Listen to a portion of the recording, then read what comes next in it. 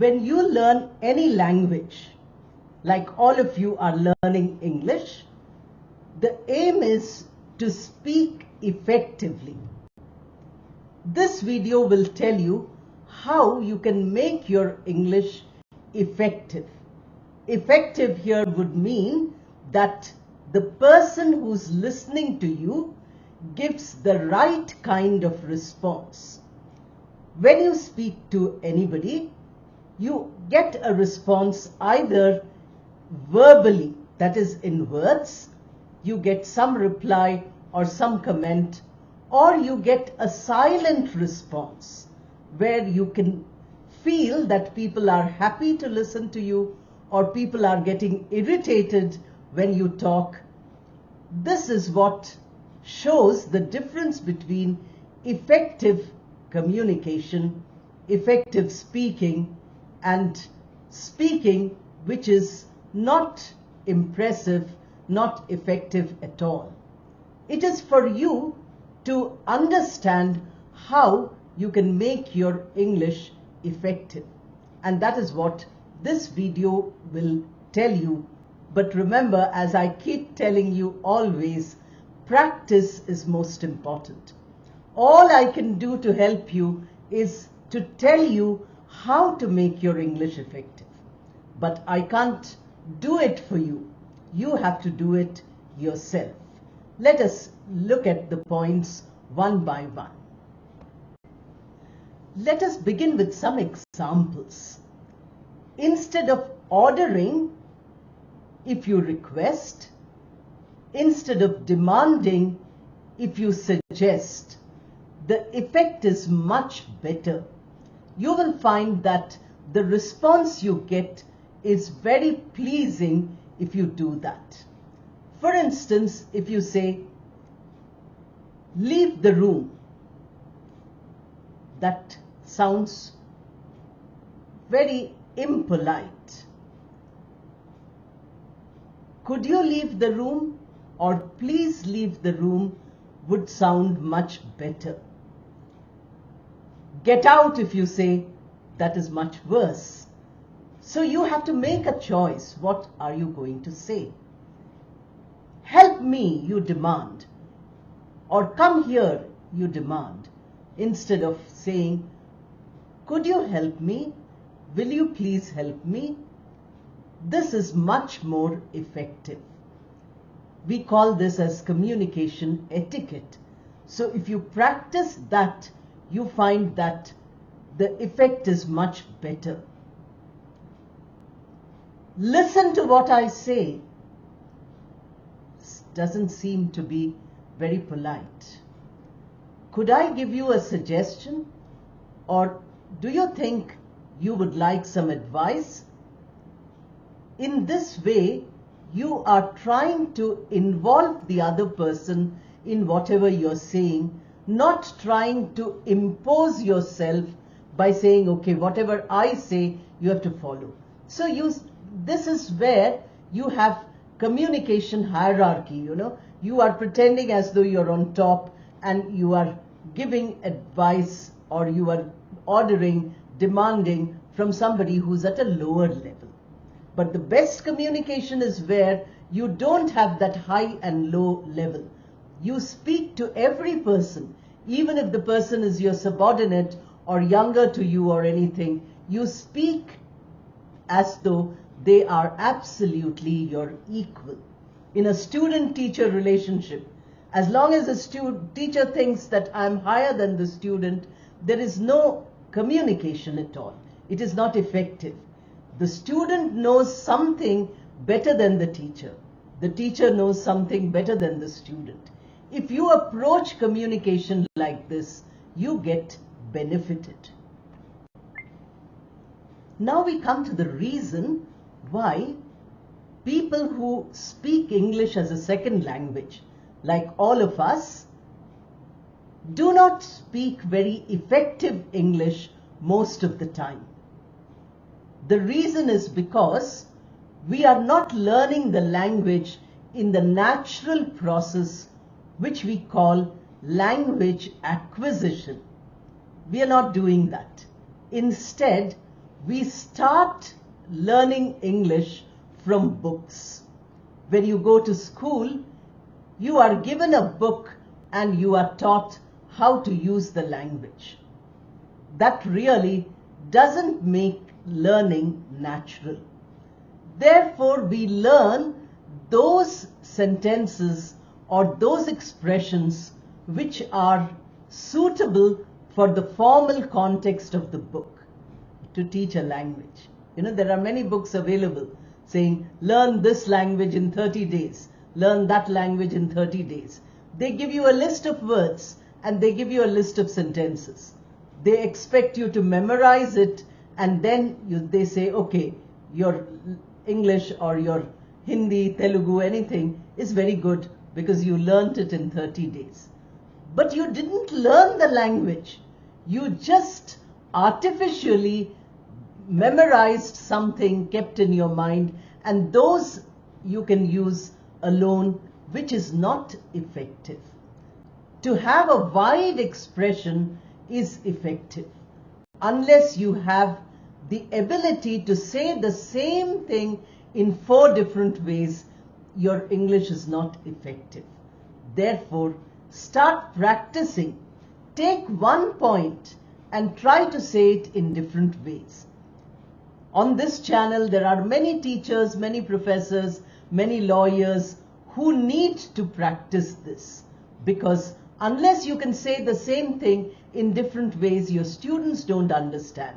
Unless you explain the same point in different ways, you cannot convince the people, the judges and the jury in a court of law. You have to be able to express it differently. Therefore, there your effectiveness comes. If you want to speak effectively, that is called your verbal skill, using words to be effective, then you must remember that your pronunciation is important. Vocabulary is important. Not a long list of tough words which you have learnt by heart, which you have memorized, but simple words which are suitable to whatever you're saying.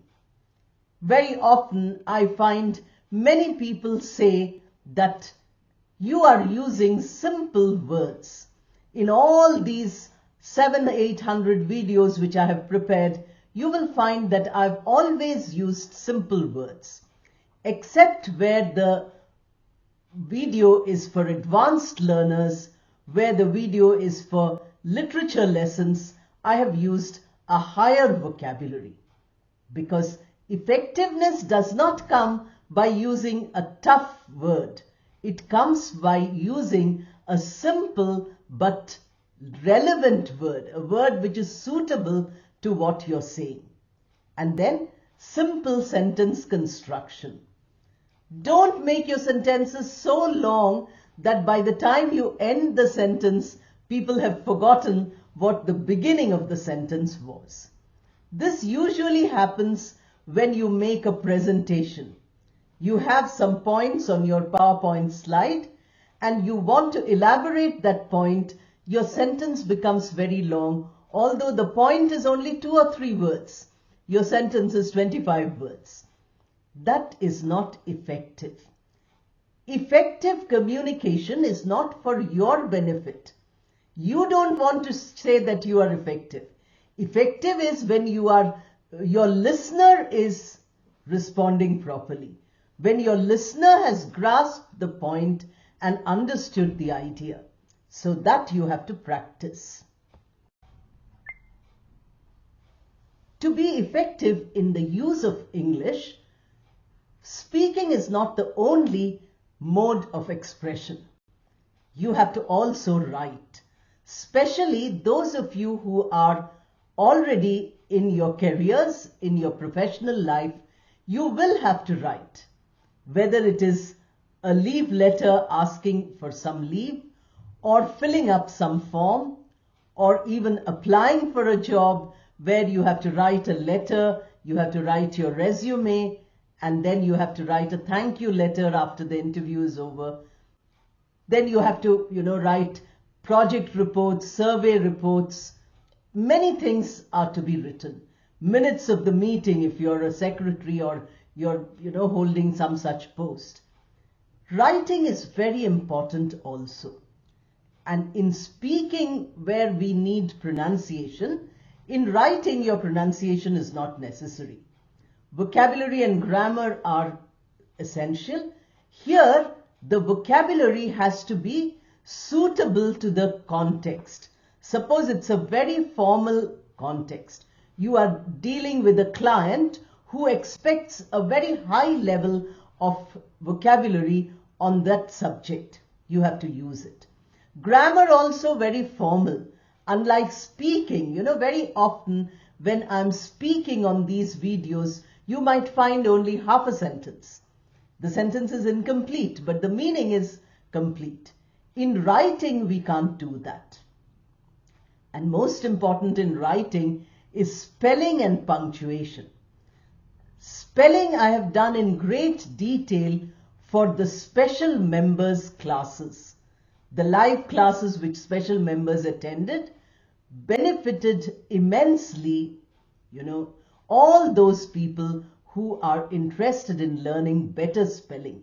Spellings should come naturally, not all the time waiting for, technology to tell you by putting an underline saying that this is not correct. And punctuation, where to put a capital letter, because English has two, systems of alphabet, the capital letter and the small letter. Then you have to use other marks of punctuation, which again I will be doing in the special members classes. All these you require to make your writing effective. If you get exposure to a great variety of English, because English is spoken all over the world these days, then you find that your journey to effective English becomes easier. If you only listen to one variety of English, then you will not have that much ability to become better, to be more effective. If you have to work with different accents of English, many people on the channel have been telling me that they have clients from different parts of the world who speak different varieties of English. Then you cannot be effective with communicating with them unless you know what they are saying, you understand them, and you can reply to them in that way which they can understand. Because if we speak and the listener doesn't understand, then how can we be effective? Please try to, you have great advantage like YouTube, where you can get different types of English. These days we don't say English, we say Englishes. The plural form is also there because there were so many varieties already. It started with the mother tongue of one small island, and now it has spread all over the world. And you need to know all these varieties. This will make your English listening especially very effective, because you'll be able to understand different people speaking the language at different speed, very fast or very slowly. And then you will also be able to reply to them in the kind of language which they can understand, with the right accent and the right intonation which they can understand. So try all these points for making your English effective. Then let me know how much you are benefiting. Thank you and all the best. I hope you have liked the video. Please subscribe if you haven't done it. Press the bell icon so that you get notifications. Like and hype the video and share it as widely as you can. Join the channel as a member to attend all the live classes I conduct and also to get other benefits. Thank you and all the best.